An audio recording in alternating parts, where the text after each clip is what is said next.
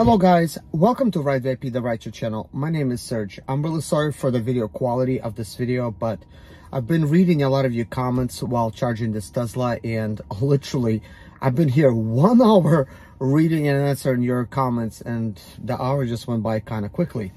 But here's some of the concerns that I want to address. I noticed a lot of you guys are saying do not get the 2015 Model S for various problems, so I'm going to address that portion. And also a lot of you guys are saying that you will regret renting Tesla Model 3 that I have rented, and how much it doesn't make any sense, and that kind of thing. So let's start with that last portion there. So you guys are thinking that I will regret renting this Tesla, and I understand that why you would feel that way. And also there's a concern of me spending so much time away from my family. Now, yeah, that's a concern with anybody, but here's the thing. You might be thinking that I'm not spending time with family. I only did that for a couple of nights, and that was it. You know, that was just the beginning of the thing. I've been home every single day. I've been charging at home. I actually have screenshots of me actually using a charger. I have not made videos on that, but I'm using a home charger to charge the Model 3. But this video is not going to be about that. But either way, I'm trying some other things. All right. So first of all, I do not regret renting this Tesla Model 3, even if it does not generate a profit. And here's why. First of all, I'm enjoying this Tesla Model 3. The finer things in life cost money. So even if I would break even on this car, it still made a lot of sense to rent it. Let's imagine I went on Turo and I wanted to experience the Tesla Model 3 experience, right? Or anything else for that matter. Maybe Tesla Model S, X, Y, what have you, or some other electric car. I would have to pay a premium price in order for me to experience that, right? Not only that, I would not be able to use that car to do Uber in or Lyft, because it's not able to be registered on the platform. So that would be impossible. You could, well, anyways, we're not even gonna get into like what you can and cannot do. But anyways, by me renting the Tesla Model 3 through Uber platform, it allowed me to work on an Uber platform. And therefore, I'm actually able to make that money back. So even if I break even, I got my monies back, and I enjoyed the Tesla for 1 week. Has anybody taken a 1 week vacation before? You're losing time. You're not making money at that time. I've taken longer vacations, and vacations cost money. And not only that, it cost me money, I did not make any money on that vacation. And some vacations are more expensive than others. Now, that being said, this does not feel like a vacation, obviously. But in either case, I do get my sleep, and this is a dual motor Tesla. It is quite fun to drive. It's got autopilot, and you know, right now it's like what, like 2:34 a.m. So, you know, I'm a bit tired. I've been working since 12 a.m. but not working. I got up at 12 noon after sleeping, I think like 4 or 5 hours or something. And then I went to work, and then I had a lot of downtime. I was recording a lot of videos. I was posting a lot of videos. There was a lot of stuff that I did. So not all of my time went to actually driving this Tesla to make money, and that's why I'm losing that time. Also, I try to use my time wisely by recording any of the videos that I record for you. Like I'm at the charging station right now, and I'm looking at the timer, 8 minutes remaining. Wasn't planning to charge it fully, but I have 8 minutes remaining here and a couple more hours left to drive. Now, with that out of the way, Tesla charging was not an inconvenience for me personally, even though I say that it's an inconvenience, because I look at the bigger picture. You know, most of you guys don't have a YouTube channel. Most of you guys want to just work and get your money, right? Because you're focusing on a task at hand. what I'm focusing on is what can I do to take this time and build something from it to where it pays me in the future.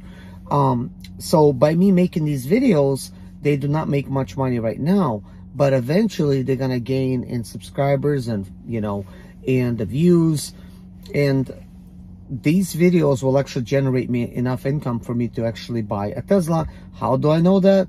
Because that is the fact with my main channel. I can go and buy a Tesla and the YouTube channel will pay for it. So I want to achieve the same thing with this channel or anything else that I do. So if I'm renting this Tesla, I'm making as much content as possible with this Tesla that has to do with the Tesla. Therefore, I could get the views, I could get the subscribers from it, and share the information. Now, by me renting this and sharing with you how much money I'm making with the Tesla, and you guys can see, I work my ass off to try to basically use this Tesla for Uber. I'm like working extremely hard. So you will know that even if I make good money, I worked super hard. And maybe a lot of you guys are not willing to put that much time in, and I totally understand. But keep in mind, this is an experiment that is meant to be done for 1 week. If this Tesla made me more money, okay, than a BMW, or at least exactly the same, okay, then it would make sense for me to keep this Tesla. But the experiment is, for those of you guys that are thinking about getting this Tesla, you will maybe think twice. You might say, well, I normally don't work 12-hour shifts, let alone 15-hour shifts, because that's what it's going to take you in order for you to work with a Tesla. And for me, it's more like a 17-hour shift because I'm commuting 1 hour here and 1 hour back. And I know some of you guys are voicing your concerns about me using this for Lyft. I'm not using this for Lyft. I don't have no time to use it for Lyft. I only have time to use it for Uber, and I got to complete the Uber quest. You know, however, early in the week, I did Lyft in my BMW. I rented this on Wednesday. So keep in mind, some of my videos are old. They're not uploaded exactly as they seem. And also, sometimes I catch myself in a video, I misspeak. So I may have misspoken to some of you guys into thinking that I'm using a Tesla for Lyft. But I did respond to some comments, and then when you're responding to stuff, like it looks maybe weird or whatever, and I'm thinking about one thing, you're thinking about another, and when I respond, it might seem like it's something else. But what I have responded to some of the comments that I have gotten about, you know, using a Tesla for Lyft, you cannot use it for Lyft. This is rented through Uber to be used on an Uber platform. And even if you decide to use it for Lyft, and you're taking all the risk, and I have addressed that in some of the comments. Maybe not as good as I should have, but I have addressed that. You should not. It is a risk, and you should never do that. That is stupid, and I think I said that many times. It would be very dumb to do that. So if I have done that, that is on me. That would be very stupid to do that, because first of all, you're not covered with insurance. If you're going to get into an accident, and you have passengers involved and stuff, you're going to be in deep shit, you know, to be honest with you. So that is the fact. But here's the thing. Why would you want to use this with Lyft?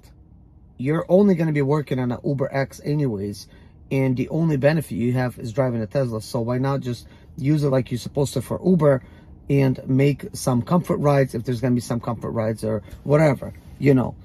But either way, I'm running out of time. Like, there's not enough time in a day for me to complete those type of rides.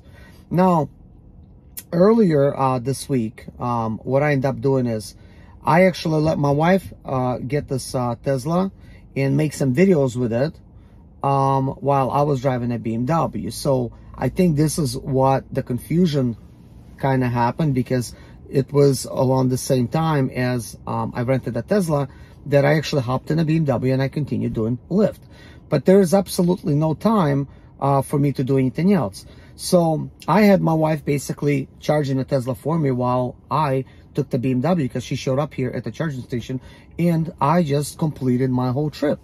And then she simply waited for me, and then basically I got the Tesla back, and, you know, I did some sleeping inside and whatnot because I worked way too hard, and she went home in a BMW.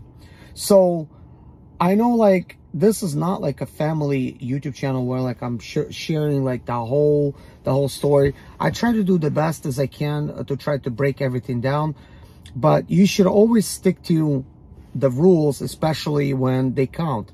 And you probably noticed I do not take kids without no car seats. Even if I have drove there, I've wasted my time, and Uber does not even want to cover me for that time, I still say no. Why is that? Because $5 is not worth the risk of taking a kid without no car seat, getting into an accident, and then basically, like, it's gonna like probably ruin my life. They're probably gonna sue me, they're gonna sue the company or whatever. So that is just not wise decision. And I have called Uber and I have talked to them about it, and I said, listen, why don't you have like a message that pops up for you know, customers, especially if they have ordered an Uber and somebody did not have a car seat and the driver checks off no car seat. Why are you sending me back to that same person if I just cancel the ride because they don't have a car seat? Like, what kind of sense does that make? So they're working on it, and I don't know what they're doing about it, but the thing is, a lot of this stuff doesn't make any sense. So that being said, guys, let's get back to the Model 3, and then we're gonna hop onto Model S. So the Model 3 portion that I'm renting right now, I'm enjoying it. I'm driving in the daytime, like when I get my sleep, because I actually sleep at home. I only slept one time in this Tesla, but just so you guys know, I do have a pillow in the back, okay? Just in case, because if I get super tired, I will sleep in this Tesla instead of going home and getting into a car accident, because I choose not to drink any coffee or energy drinks if it's towards the end of my shift or whatever, because I just know that if I'm going to try to fall asleep, I will not be able to fall asleep anyways. So that's going to be quite difficult, but I'm prepared if anything happens. And also, I wanted to show that you can camp in a Tesla for a different YouTube channel that I'm creating, which is called, you know, like living in my car to save money, something like that. So it's a brand new channel. I'm working for that content. So I'm trying to show on that channel that even if you completely broke, you can rent a Tesla, sleep in it. Why would you want to sleep in a Tesla? Because there's camping mode, there's no emissions, and you will not die by sleeping inside. A regular car, you can die from sleeping in it, from it idling. People have died before. So I would not advise for people to sleep in the cars and idle them, because, you know, you will not wake up from that. That's just, you know, that's just a whole another story. So I'm working on several different content, and I'm also building content for a Tesla channel that I'm creating, that everything's about Teslas. So you might think I'm crazy about Teslas, and the only thing I'm crazy about is Tesla supercharger network. It's very good. While other cars, they don't have a network. There's other charging stations available that Teslas can use as well, but nobody can use Tesla superchargers unless it's a Tesla. So this is why I'm crazy about Teslas. Also, Teslas are much faster than all of these other competitors. And I think if you're going to buy a performance Tesla, it's going to be way faster than a lot of the performance stuff that BMW and Mercedes is putting out right now. Not to mention other companies. So Tesla is kind of like ahead of the curve. Am I excited about the quality of this interior? I am not. I do not like the quality of this interior, and I've made fun of it many times in my videos. So I'll say it like it is. However, I do like the exterior. Exterior looks awesome, especially with the right wheels, the right color, carbon fiber accents. It's going to look amazing. But I do not like that the seats are vegan leather, because it is pleather. It's fake stuff.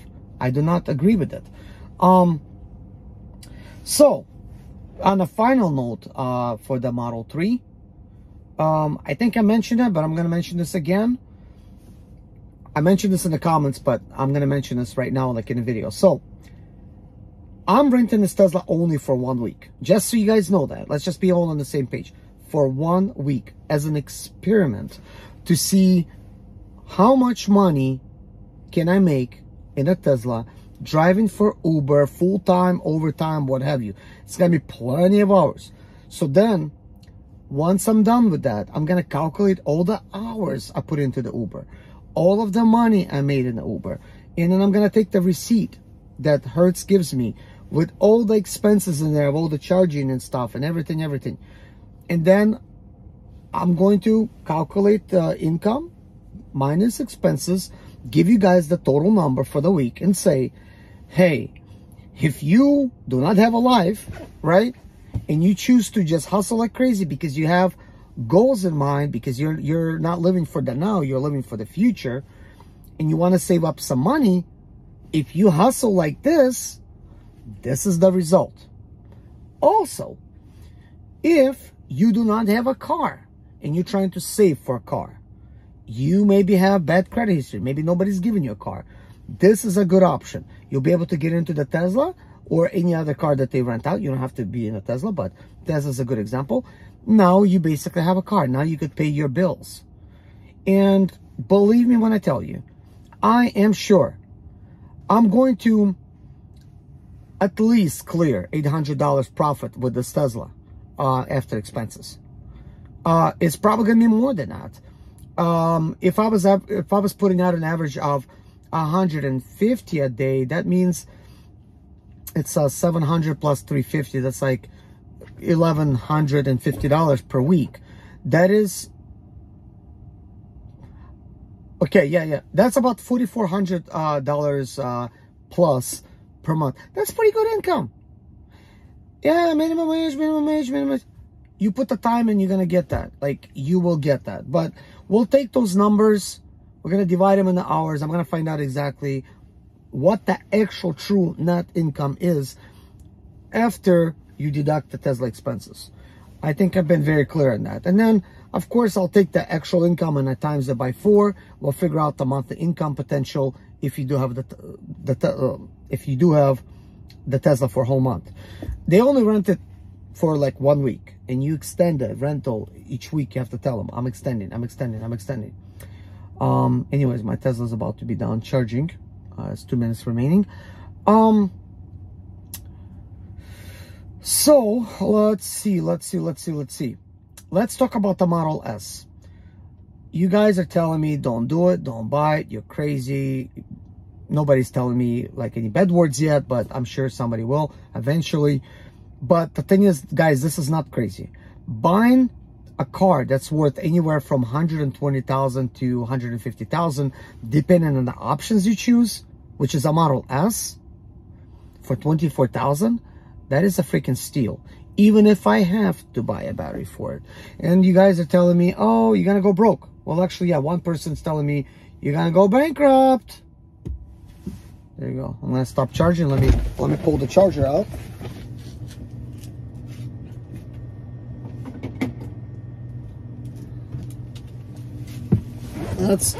Let's go available on Uber app. Good thing you have an iPad. I have 2 hours remaining. I made $220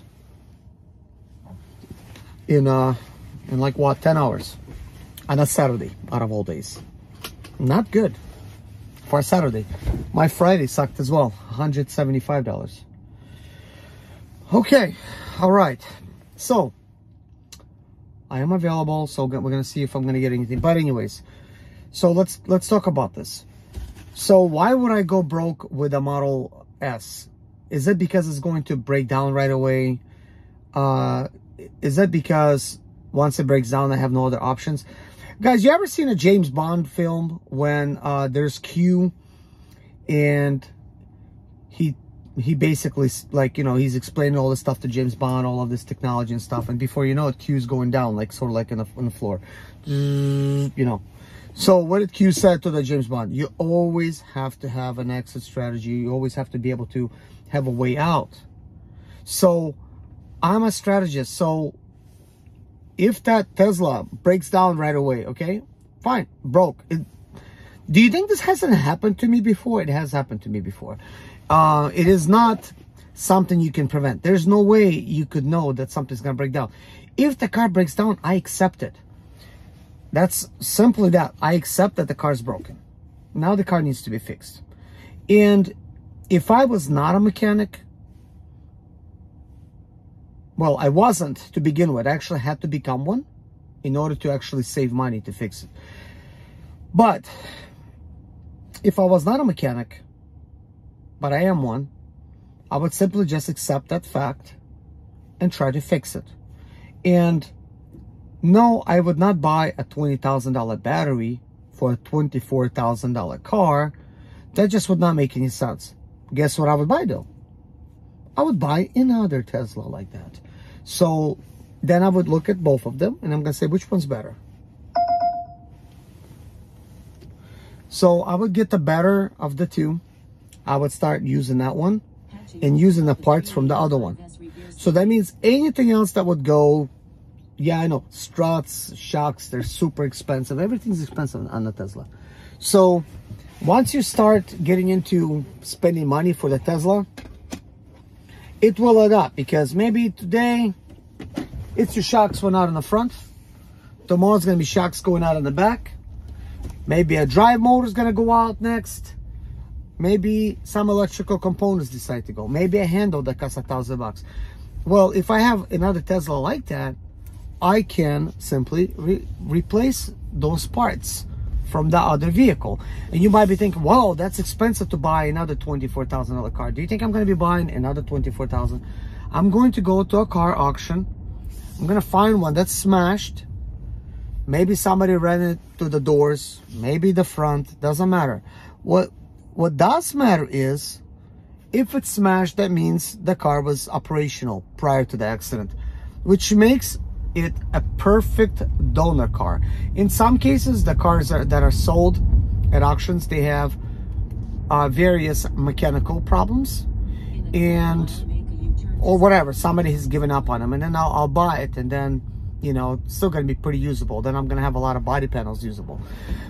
But Tesla parts are very expensive, because Tesla does not want you to repair their vehicles. They just do not. So also, if the car is salvaged, you cannot use the supercharger network to charge your Tesla. So that means if you got a clean title car, which is this one that I'm getting will be, then it means I could do anything I want to it, because it's not salvage. I could install, you know, parts on it from other cars. And I would not, even if I get into a little fender bender, I'm not going to use my insurance in order to fix my car. I'm just going to, you know, use it to fix somebody else's car. I'm not going to salvage out my Tesla, because if it's salvaged, then you cannot use Supercharger Network. And it's important for me to use Supercharger Network because it comes with free supercharging. Now, some of the other things, benefits on that car has literally all the options. It's loaded with options. Full self-driving, a summon feature. These two things alone worth $24,000, and they're gonna go up in price. And I don't even know, like, there's no option to have free supercharging, free unlimited supercharging anymore. That's it. So that means they don't make these cars anymore. So that means eventually they're gonna go up in value, you know. So those are kind of special. And I don't understand, why would you lose the ability for unlimited supercharging if you're replacing a battery? I just don't understand. You're replacing a battery pack, out of all things.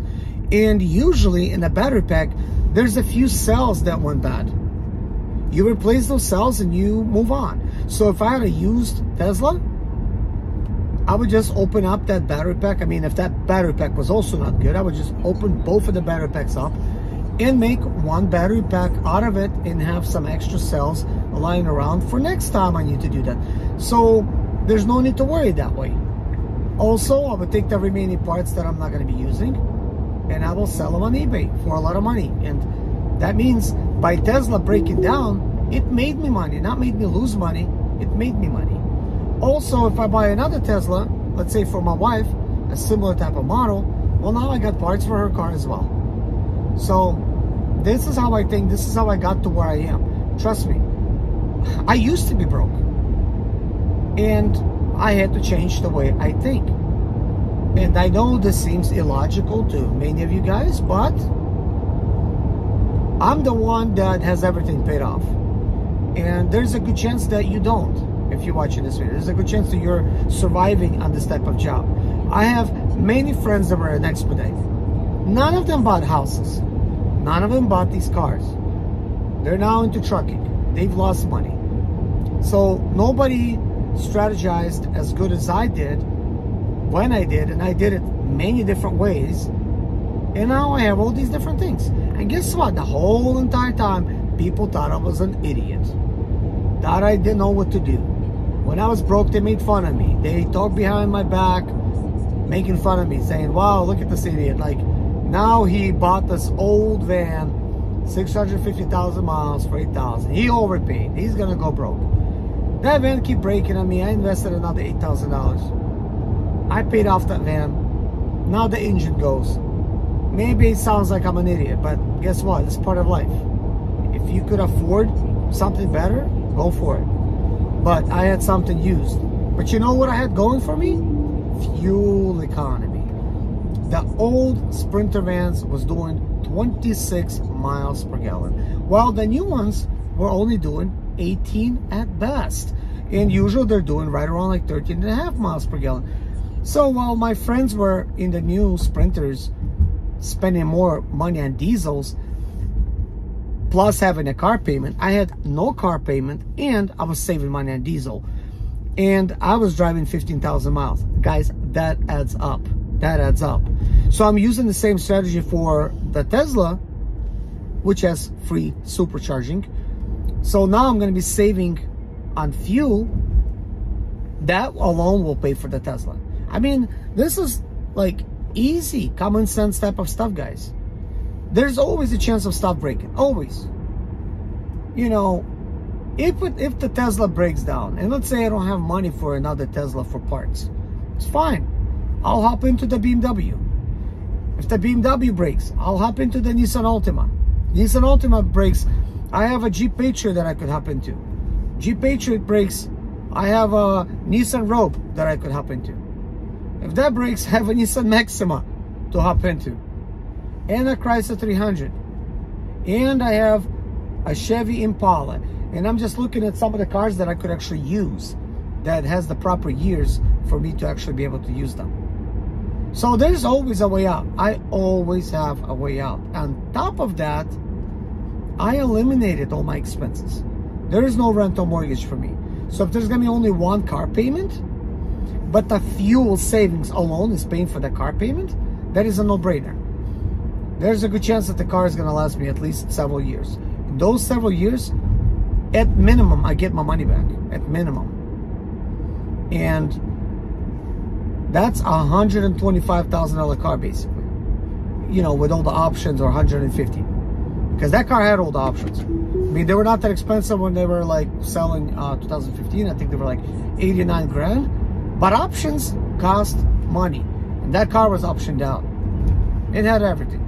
Sure, it's not the fastest. It's just a 70, which is a slow one. But 5.2 seconds or 5.8, depending on where you look, is by no means a slow car.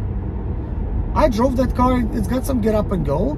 But then again, that is a luxury car. It should not be fast. You should be able to drive people around in luxury. This is why they order that type of luxury type of car, so they could be driven in luxury in the comfort features.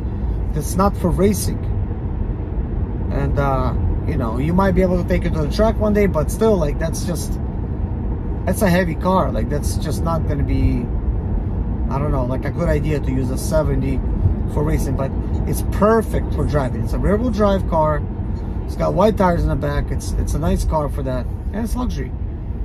So you don't need really performance to do this. I would like performance, but you don't need it.